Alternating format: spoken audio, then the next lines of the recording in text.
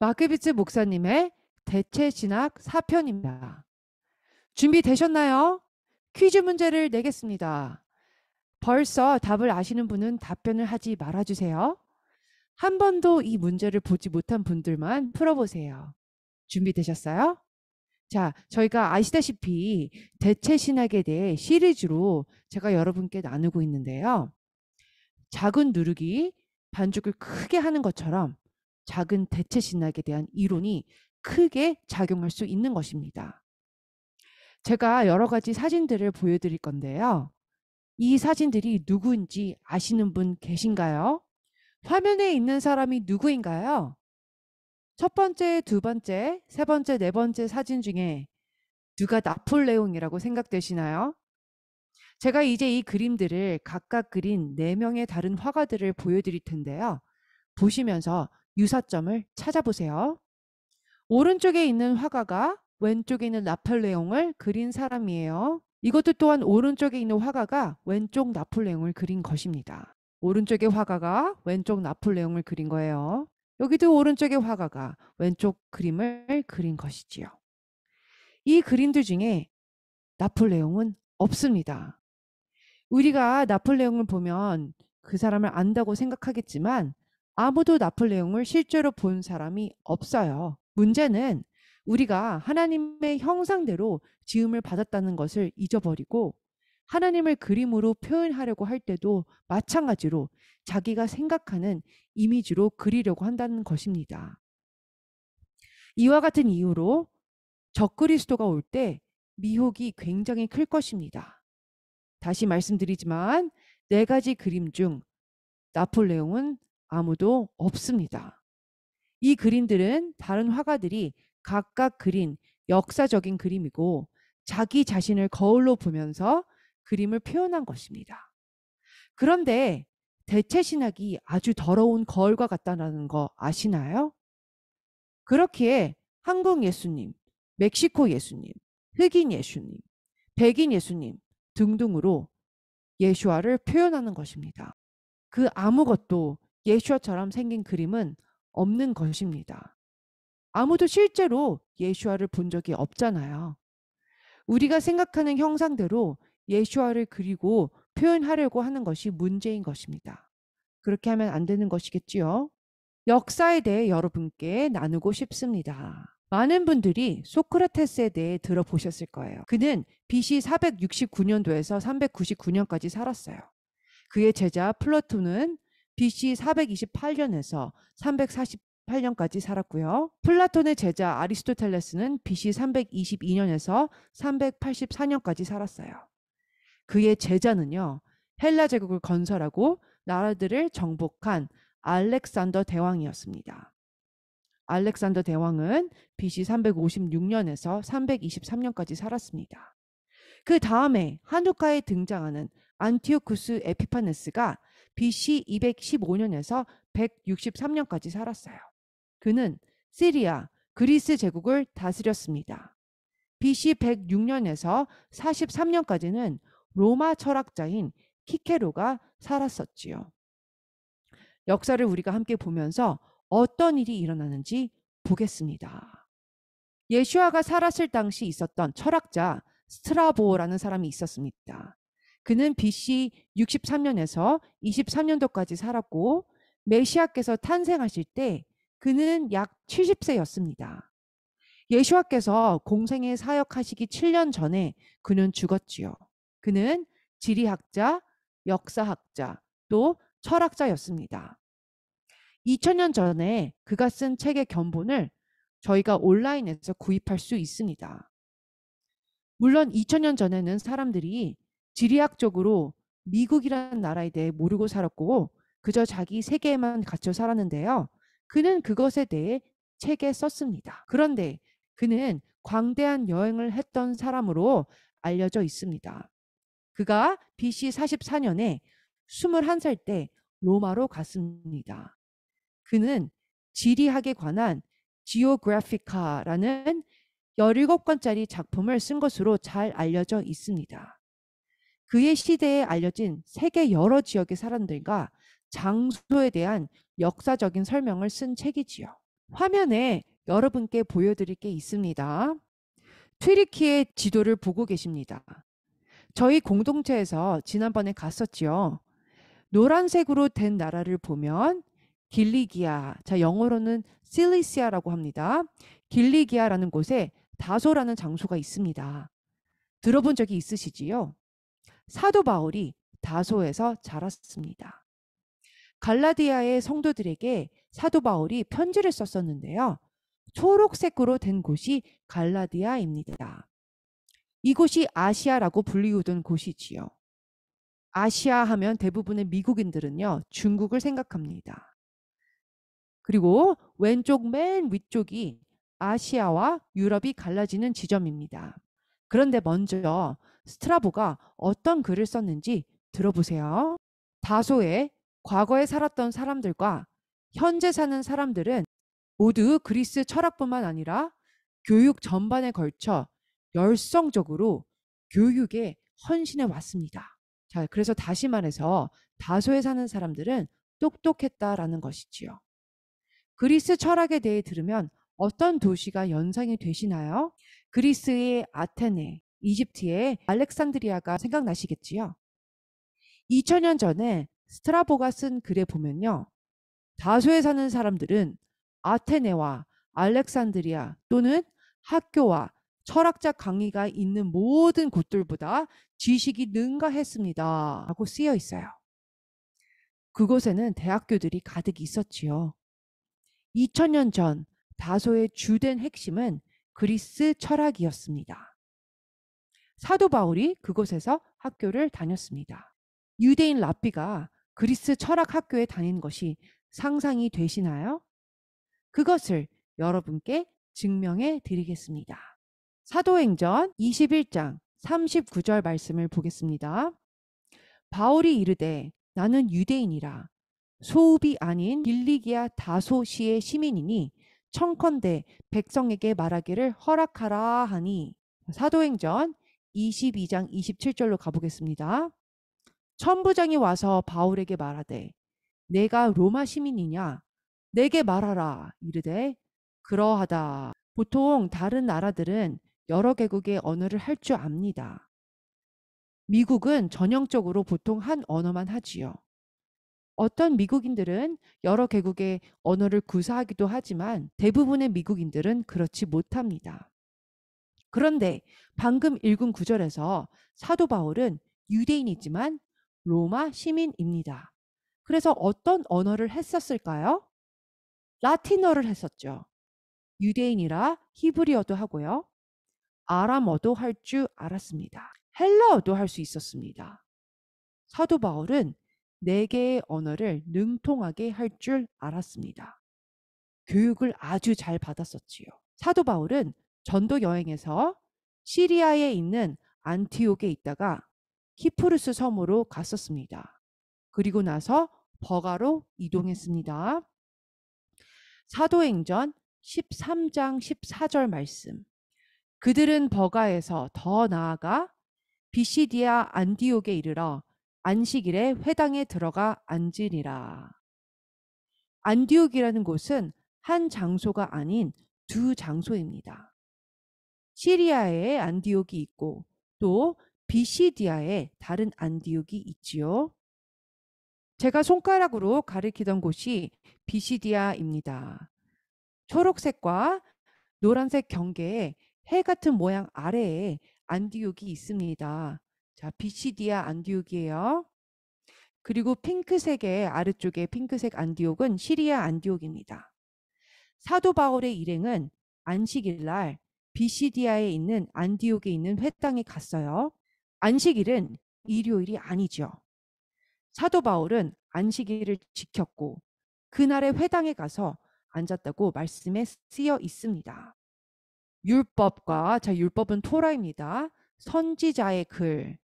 자, 히브리어로는 하프타라라고 해요. 그래서 율법과 선지자의 글을 읽은 후에 회당장들이 사람을 보내어 물어 이르되 형제들아 만일 백성을 권할 말이 있거든 말하라 하니. 자, 그래서 바울이 메시아에 대해 말하기 시작했습니다.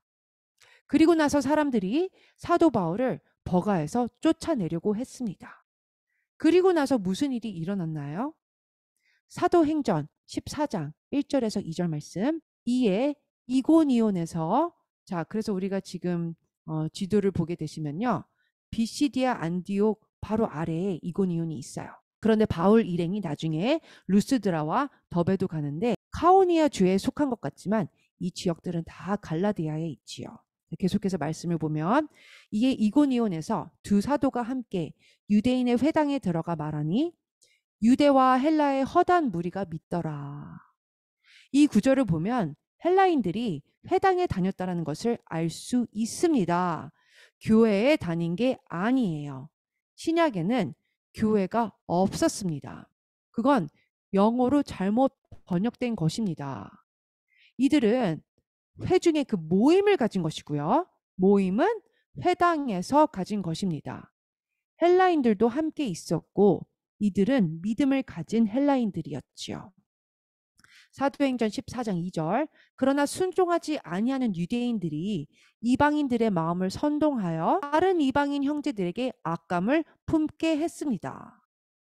말씀을 통해 믿는 유대인들, 믿지 않은 유대인들, 또한 믿는 이방인들, 믿지 않은 이방인들이 있었음을 알 수 있습니다. 믿지 않은 유대인들이 믿지 않은 이방인들에게 가서 믿는 이방인 형제들에게 악감을 품게 한 것입니다. 사도행전 14장 5절에서 7절 말씀. 믿지 않은 이방인과 믿지 않은 유대인과 그 관리들이 두 사도를 모욕하여 돌로 치려고 달려드니 그들이 알고 도망하여 루가 오니아의 두 성 루스드라와 더베와 그 근방으로 가서, 자, 우리가 지도에 봤던 루스드라와 더베에 이들이 간 것입니다. 거기서 복음을 전하니라. 사도행전 14장 11절에서 13절에 무슨 일이 일어나는지 또 보겠습니다. 무리가 바울이 한 일을 보고 루가오니아 방언으로 소리질러 이르되 신들이 사람의 형상으로 우리 가운데 내려오셨다 하여 바나바는 제우스라고 하고 바울은 그 중에 말하는 자이므로 헤르메스라 하더라. 시외 제우스 신당의 제사장이 소와 화환들을 가지고 대문 앞에 와서 무리와 함께 제사하고자 하니. 다시 정리하자면 바울 일행은 이고니온에서 루스드라 그리고 더베에 갔고 더베에서 제우스 신당의 제사장이 제사를 지내려고 한 것이지요. 갈라디아에 대해 저희는 무엇을 알고 있나요? 그들은 행성들을 섬겼고 해와 달을 섬겼고 목성과 수성을 믿었습니다. 갈라디아인들은 제우스를 섬긴 어리석은 일을 한 것이지요. 하늘을 섬긴 것입니다. 자, 그리고 나서는 무슨 일이 일어났나요? 사도행전 14장 15절 말씀. 이르되 여러분이여 어찌하여 이런 어리석은 일을 하느냐? 우리도 여러분과 같은 성정을 가진 사람이라. 여러분에게 복음을 전하는 것은 이런 헛된 일을 버리고 천지와 바다와 그 가운데 만물을 지으시고 살아계신 하나님께로 돌아오게 함이라. 자, 말씀을 통해 누가 해와 달과 별들을 섬겼는지 알 수 있지요. 갈라디아인들이었습니다. 이것은 매우 중요한 사실이에요. 저희가 이제 사도행전 17장 1절에서 2절을 보겠습니다. 저희 공동체가 약 1년 전에 터키에 갔습니다. 저희가 오른쪽 아래에 있는 그 서머나에 갔었지요. 그곳에 7교회들이 모여 있습니다. 그리고 나서 드로아로 이동했습니다. 영어로는 트로아스라고 하죠. 드로아는 고대 도시 트로이가 있었던 곳입니다. 그리고 나서 저희는 이스탄불로 갔었어요. 위쪽에 있는 네아폴리스와 빌립보도 갔습니다. 빌립보서가 쓰여진 곳이지요. 그리고 나서 데살로니카에 갔었어요. 그리고 베레아 근처도 갔었지요. 아테네까지 내려왔고 남쪽에 고린도까지 갔습니다. 자, 저희는 여기저기 다 갔었습니다. 사도행전 17장 1절에서 2절을 보겠습니다. 그들이 암비볼리와 아볼로니아로 다녀가 데살로니카에 이르니 거기 유대인의 회당이 있는지라. 바울이 자기의 관례대로 그들에게로 들어가서 새 안식일에 성경을 가지고 강론하며 사도행전 17장에 10절에서 11절 보겠습니다.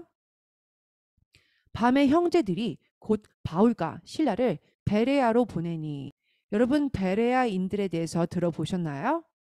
이방인 크리스천들이 베레아인들이 정말 좋은 자들이라고 했습니다. 말씀을 계속 보시면 자, 곧 바울과 실라를 베레아로 보내니 그들이 이르러 유대인의 회당에 들어가니라. 베레아에 있는 사람들은 데살로니카에 있는 사람들보다 더 너그러워서 간절한 마음으로 말씀을 받고 이것이 그러한가 날마다 성경을 상고함으로. 이 구절은 무엇을 의미하냐면요. 사도 바울이 토라를 이들에게 전했고 그래서 이들은 유대인들이라는 뜻입니다. 베레아인들은 유대인들이었어요. 사도 바울 일행은 회당에 갔습니다. 베레아인들은 이방인이 아니에요. 이방인은 한 명도 없었습니다. 이들은 다 유대인이었고 사도 바울이 나눈 말씀을 들었어요. 그리고 토라를 살펴보면서 사도 바울이 진리를 선포하는지 확인해 본 것입니다. 베레인들은 히브리어를 알아서 타나크, 즉 구약의 토라를 읽은 것입니다. 만약 헬라인들이 있었다면 못 알아들었었겠지요. 히브리어를 모르니까요. 사도행전 17장 15절에서 17절 말씀 보겠습니다. 바울을 인도하는 사람들이 그를 데리고 아덴까지 이르러. 지도를 보시면 아덴은 아테네죠. 아테네는 베레아에서 떨어져 있으며 남쪽 끝에 있습니다. 운전하면서 내려가다 보면요. 경관이 정말 아름답습니다. 그래서 그들이 그를 데리고 아테네까지 이르러 그에게서 실라와 디모데를 자기에게로 속히 오게 하라는 명령을 받고 떠나리라. 자, 이들이 서로 떨어져 있었는데요. 사도 바울이 이제는 아테네에서 그들이 오기를 기다리는 것입니다. 바울이 아테네에서 그들을 기다리다가 그 성에 우상이 가득한 것을 보고 마음이 격분하여 회당에서는 교회가 아닙니다. 그 당시 교회가 없었어요. 그래서 회당에서는 유대인과 경건한 사람들과 또 장터에서는 날마다 만나는 사람들과 변론하니. 유대인과 이방인이 다 함께 회당에 있었고요. 그 당시에 다시 말씀드리지만 교회가 없었습니다. 사도행전 17장 18절에서 20절 어떤 에피쿠로스와 스토아 철학자들도 바울과 쟁론할세. 바울은 아테네에서 에피쿠로스와 스토아 철학자들과 변론하고 있는데요.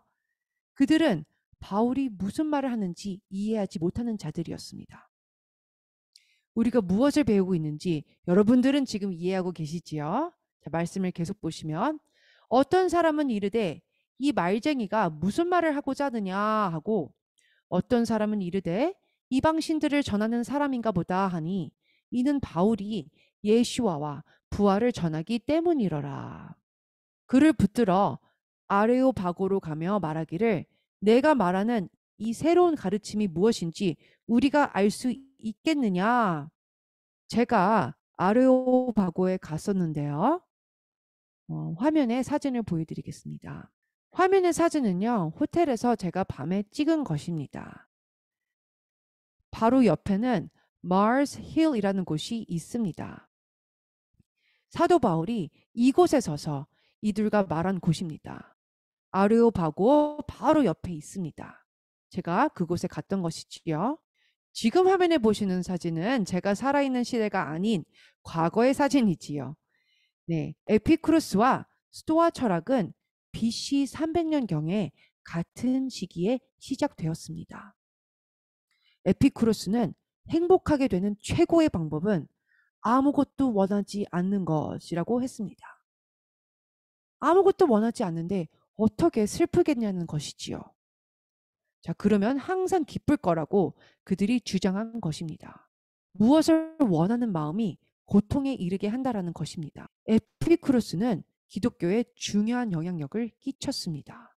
크리스찬들의 사고방식은 거룩한 사람들이 세상과 따로 분리되어서 자기의 몸 또한 자기가 소유하는 것, 친구, 가족을 크게 생각하지 않고 천국 가는 것만 신경 쓰는 것입니다. 수도원과 수녀원의 개념도 여기에서 온 것입니다. 헬라 철학에서 온 것이지요. 히프루스의 제노온이라는 사람으로부터 BC 300년경에 아테네에서 스토아 학파가 시작되었습니다. 스토아의 큰 질문은 진리가 무엇인가 였습니다. 오늘날은 어떤가요? 거짓 뉴스와 더불어 모든 것이 거짓입니다. 모두가 근데 진짜를 원합니다. 여전히 진리를 원하지 않는 자들도 있겠지만 진리를 원하는 자들이 있습니다. 스토아가 주장하길 보편적으로 근거를 둔 진리의 기준은 없다라고 했습니다. 당신의 진리는 당신에게, 내 진리는 내게 있어요 라는 뜻입니다. 이해가 되시지요? 합리적으로 보는 것이 아닌 감정에 따라 모든 것이 결정이 되는 것입니다. 나는 오늘 여자로 느껴져서 여자가 될래요. 저는 오늘 자전거가 된 것 같이 느껴져요. 저는 오늘 새가 된 것 같이 느껴져요. 그들은 행복해지고 평화로워지는 가장 좋은 방법은 모든 일에 그저 적당히 하면 되는 것임을 믿고 있습니다. 또한 일도 항상 열심히 하는 것이 아니에요. 다이어트를 항상 하는 것도 아니지요. 그래서 밸런스를 맞춰야 하는데 이를테면 이들은 다이어트 콜라와 도너츠를 먹으면서 밸런스를 찾는다고 합니다. 요한복음 18장 37절에서 38절 말씀. 빌라도가 이르되 그러면 내가 왕이 아니냐? 예수께서 대답하시되 내 말과 같이 내가 왕이니라. 내가 이를 위하여 태어났으며 이를 위하여 세상에 왔나니 곧 진리에 대하여 증언하려 함이로라. 무릇 진리에 속한 자는 내 음성을 듣느니라 하신대. 빌라도가 이르되 진리가 무엇이냐 하더라. 빌라도는 스토아와 에피쿠로스 철학을 따르던 자였습니다. 사도행전 17장 22절에서 28절.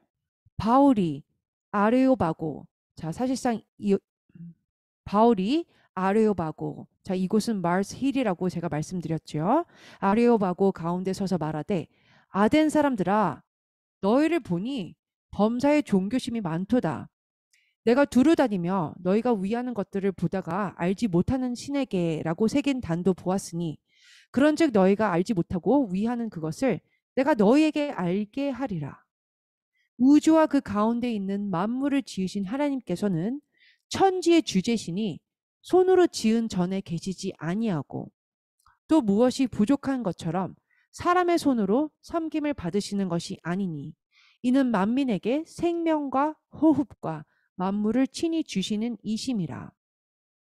인류의 모든 족속을 한 혈통으로 만드사 온 땅에 살게 하시고 그들의 연대를 정하시며 거주의 경계를 한정하셨으니 이는 사람으로 혹 하나님을 더듬어 찾아 발견하게 하려 하심이로되 그는 우리 각 사람에게서 멀리 계시지 아니하도다. 여러분들이 크게 놀라게 될 사실을 알려드릴게요. 벨트를 단단히 매세요. 우리가 그를 힘입어 살며 기동하며 존재하느니라에 대한 구절을 알고 계시나요? 그리고 그것에 대한 노래도 들어보신 분이 계신가요? 사도 바울이 이 말씀을 사도행전 17장에 인용할 때요. 이 말씀이 하나님에 대한 것이 아닌 제우스 신에 대한 것임을 알고 계셨나요?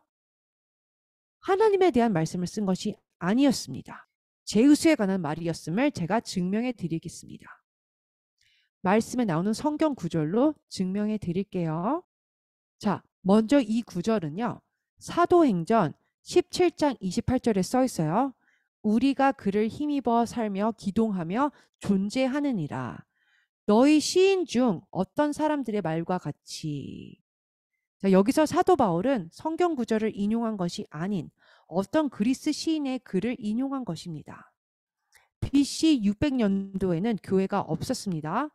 사도 바울은 똑똑해서 헬라 철학 학교에 다녔습니다. 그는 철학을 통해 헬라인들을 이기려고 노력했었지요. 자, 말씀의 끝에 보면은 우리가 그의 소생이라 하니 에피메니데스라는 사람이 있었어요. BC 6세기에 살았던 사람이고요. 헬라 철학자이자 앞을 내다보는 자였으며 시인이었습니다. 그가 예언의 은사를 받고 계속해서 제우스 신에게 신성하게 여겨졌던 크레타 섬의 동굴에서 57년 동안 잠을 자다가 예언의 은사를 받고 계속해서 깨게 되었습니다. 그는 제우스 신이 불멸의 존재라고 생각했습니다. 그리고 그는 BC 500년부터 제우스에 관해 글을 쓴 사람입니다. 오, 거룩하고 높으신 분. 그들은 당신을 위해 무덤을 만들었습니다. 그레데인들, 언제나 거짓말쟁이들, 사악한 짐승들, 우상 숭배자들아. 하지만 당신은 죽은 제우스가 아닙니다. 당신은 살아서 영원히 거하십니다. 우리는 당신 안에서 살고 움직이고 존재합니다. 자, 이 부분을 사도행전 17장 28절에서 인용한 것입니다. 사도 바울은 자신보다 600년 앞선 철학자의 말을 인용하고 있었습니다. 사도 바울은 철학 학교에 다녔고 그리스 철학을 통해 헬라인들에게 다가가려고 노력하고 있었기 때문입니다. 에피메니데우스는 제우스에 대해 찬양했고 그레데인들, 즉 크레데 섬에 사는 사람들이죠. 그들은 항상 거짓말쟁이, 사악한 짐승, 우상 숭배자라고 했습니다. 디도서 1장 12절을 보겠습니다. 그레데인 중에 어떤 선지자가 말하되 그레데인들은 항상 거짓말쟁이이며 악한 짐승이며 배만 위하는 게으름뱅이라 하니. 여기서도 사도 바울이 600년 전에 에피메니데스의 글을 인용하게 된 것이죠. 이런 이유로 사도 바울이 헬라 철학 학교를 다닌 것을 알 수 있습니다. 사도 바울은 말씀에 헬라 철학자들의 글을 인용하고 있었는데요. 저희는 하나님께서 말씀하신 걸로 잘못 알고 있었던 것입니다. 그렇기 때문에 역사를 알아야 하는 것입니다. 그런데 더 알려드릴 게 있어요. 다시 디도서 1장 12절 말씀을 보면 그레데인 중에 어떤 선지자가 말하되. 자, 우리는 이 부분을 그저 읽고 지나치는 경우가 많아요. 그레데인 중에 어떤 선지자가 직접 말한 것을 모르고 그냥 지나치지요. 그레데인들은 항상 거짓말쟁이며. 그런데 왜 그레데인들이 거짓말쟁이라고 했냐면요. 이들이 제우스 신이 영원하지 않다고 생각했기 때문입니다. 그러나 이 선지자는 제우스가 불멸하다고 믿은 것이지요. 그렇기 때문에 그레데인을 거짓말쟁이라고 한 것이에요. 또 다른 헬라 시인이 있습니다. 실리시아 출신이었어요. 사도 바울의 고향이기도 하지요. 이곳은.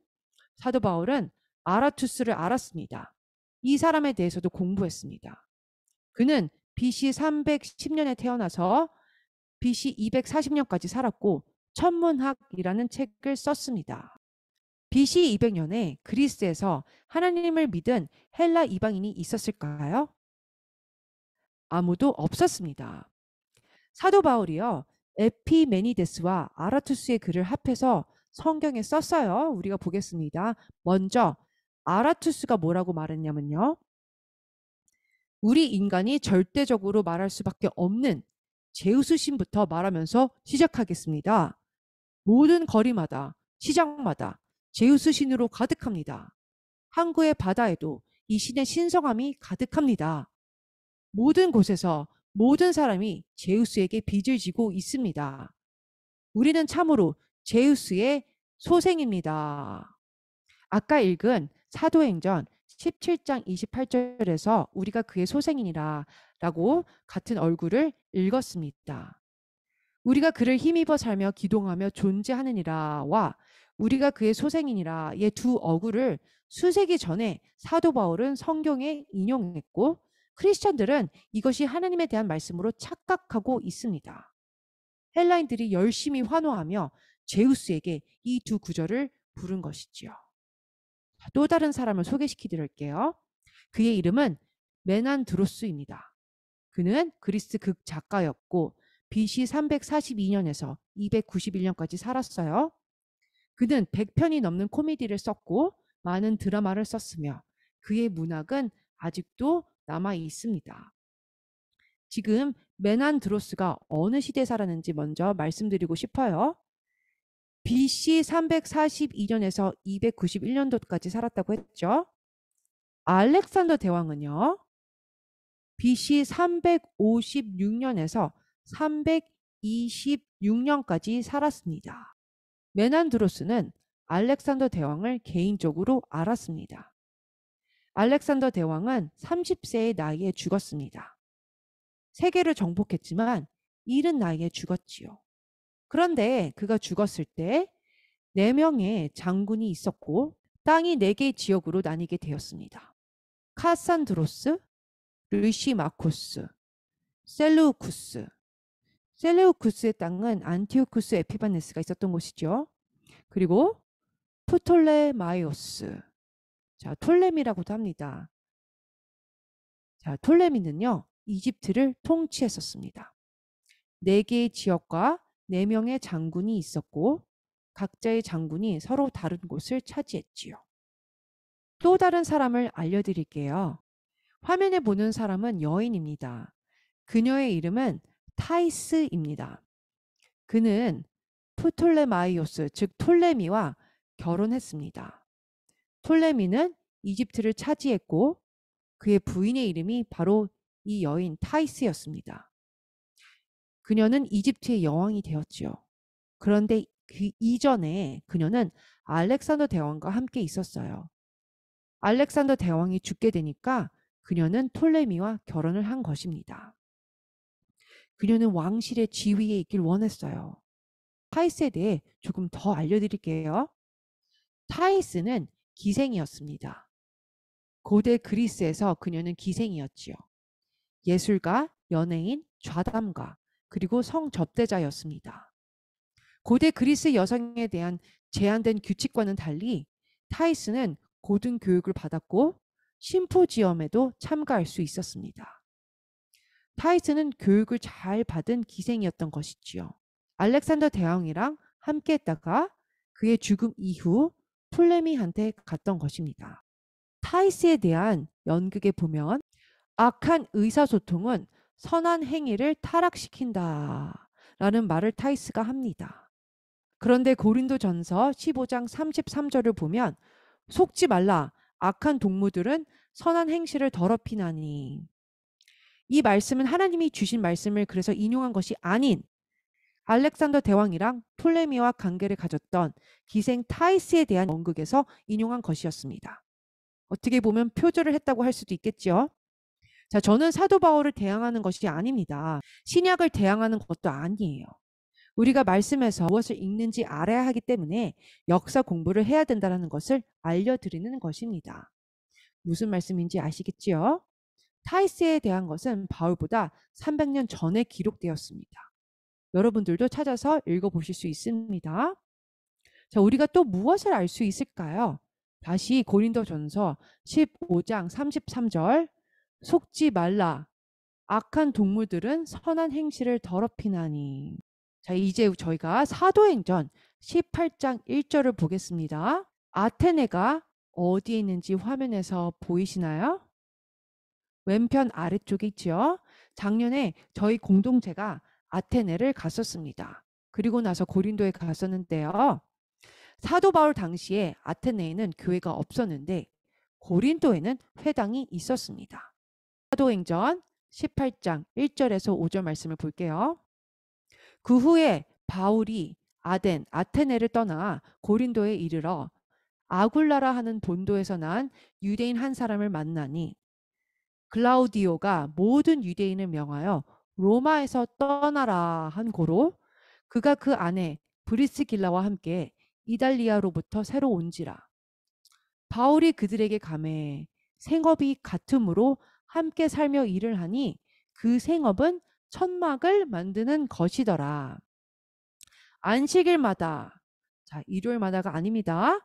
안식일마다 바울이 회당에서 강론하고 유대인과 헬라인을 권면하니라. 유대인과 헬라인이 다 회당에 있었어요. 교회에 있지 않았었습니다.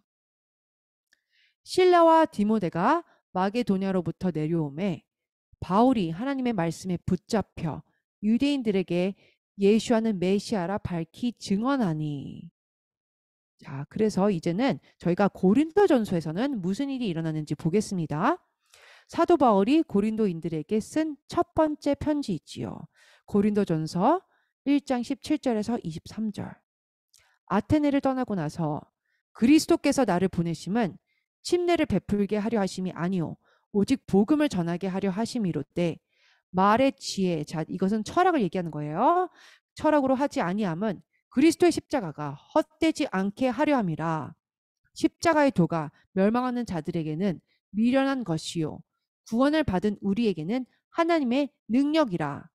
기록된 바 내가 지혜 있는 자들의 지혜를 멸하고 총명한 자들의 총명을 폐하리라 하였으니 지혜 즉 철학 있는 자가 어디 있느냐 선비가 어디 있느냐 이 세대의 변론가가 어디 있느냐 하나님께서 이 세상에 지혜 철학을 미련하게 하신 것이 아니냐 하나님의 지혜에 있어서는 이 세상이 자기 지혜 철학으로 하나님을 알지 못함으로 하나님께서 전도에 미련한 것으로 믿는 자들을 구원하시기를 기뻐하셨도다. 유대인은 표적을 구하고 헬라인은 철학을 찾으나 우리는 십자가에 못 박힌 그리스도를 전하니 유대인에게는 거리끼는 것이요 이방인에게는 미련한 것이로되. 이 구절들을 통해 무엇을 알 수 있습니까? 사도 바울은 헬라적인 사고방식을 버렸다는 것을 알 수 있습니다. 철학은 아무것도 할 수 없다라고 말하는 것입니다. 그런데 문제는 토라를 모르는 새롭게 믿게 된 이방인들이 소크라테스와 플라톤의 철학을 그들의 도덕적 윤리로 받아들였다라는 것입니다. 이들은 그것만 알았기 때문이에요. 히브리어를 몰랐지요. 그들의 도덕적 철학은 다 소크라테스, 플라톤, 그리고 아리스토텔레스에 기반한 것이었어요. 갈라디아인들은요. 조디악 그 황도 12국입니다. 또 점성술, 운세를 믿었습니다. 이것을 알려드린 이유는요. 모든 그리스도인들이 수천 년 동안 오해해 왔던 두 구절에 대한 올바른 해석을 여러분에게 알려주기 위한 것이기 때문입니다. 이 두 구절을 바른 관점으로 이해하며 읽을 준비가 되셨나요? 갈라디아인들은 주피터를 믿었기 때문에 어리석은 자들이었어요. 사도 바울이 갈라디아인들에게 편지에 쓰기를 자 우리가 갈라디아서 4장 8절 말씀을 보겠습니다. 그러나 너희가 그때에는 하나님을 알지 못하여 본질상 하나님이 아닌 자들에게 종 노릇하였더니 이제는 너희가 하나님을 알 뿐 아니라 더욱이 하나님이 아신 바 되었거늘 어찌하여 다시 약하고 천박한 초등 학문으로 돌아가서 다시 그들에게 종 노릇하러 하느냐. 너희가 날과 달과 절기와 해를 삼가 지키니 내가 너희를 위하여 수고한 것이 헛될까 두려워하노라. 다시 말해서 사도 바울은 너희가 하나님의 달력을 알게 되었는데 왜 이방인 달력을 다시 따르려고 하느냐라고 말하는 것입니다. 성경력을 버리고 이방인 달력을 따르려고 하느냐라고 하는 것이지요. 골로새서 2장 16절에서 17절도 저희가 자주 잘못 이해하는 구절입니다. 그러므로 먹고 마시는 것과 절기나 초하루나 안식일을 이유로 누구든지 너희를 비판하지 못하게 하라. 이것들은 장래 일의 그림자이나 몸은 그리스도의 것이니라. 자, 사도 바울은요. 초하루, 절기, 안식일에 대해 말하는 것이죠. 골로새와 고린도는 옆에 붙어 있는 지역입니다. 사도 바울은 갈라디아 성도들이 이방인 달력을 다시 따르지 않게 하라고 편지에 썼던 것입니다. 갈라디아 성도들에게 왜 이방인 달력을 다시 지키냐고 했지만 골로새 성도들에게는 갈라디아 성도들이 이들을 비판하지 못하게 하라고 했습니다. 왜냐하면 골로새 성도들이 샤밧을 지키며 절기들을 지키고 있었기 때문이에요. 그리고 나서 사도 바울은 이것들이 장래일의 그림자라고 했습니다. 화면에 보시는 비행기를 따라 비행기의 그림자가 있는 것처럼 말이에요. 그림자는 진짜입니다. 그림자가 없으면 무엇이 실제로 있었는지 알 수가 없지요. 이렇게 우리는 절기를 지키는 것이에요. 왜냐하면 절기는 실제적인 것의 그림자이기 때문입니다. 화면에 이고니온과 골로새가 있는데요. 이 도시들은 이웃 도시입니다. 그렇기에 사도 바울은 골로새 성도들에게 갈라디아 어리석은 성도들이 이방 달력을 다시 지켜라 라는 말을 듣지 말라고 합니다. 창세기 1장 26절에 보면 하나님이 이르시되 우리의 형상을 따라. 자, 형상은요, 히브리어로 그림자라는 뜻이에요. 다시 말해서 우리는 하나님의 그림자라는 것입니다. 여러분은 하나님의 그림자이십니다. 그래서 우리 각 사람이 하나님을 어떠하신지를 나타내는 자이지요.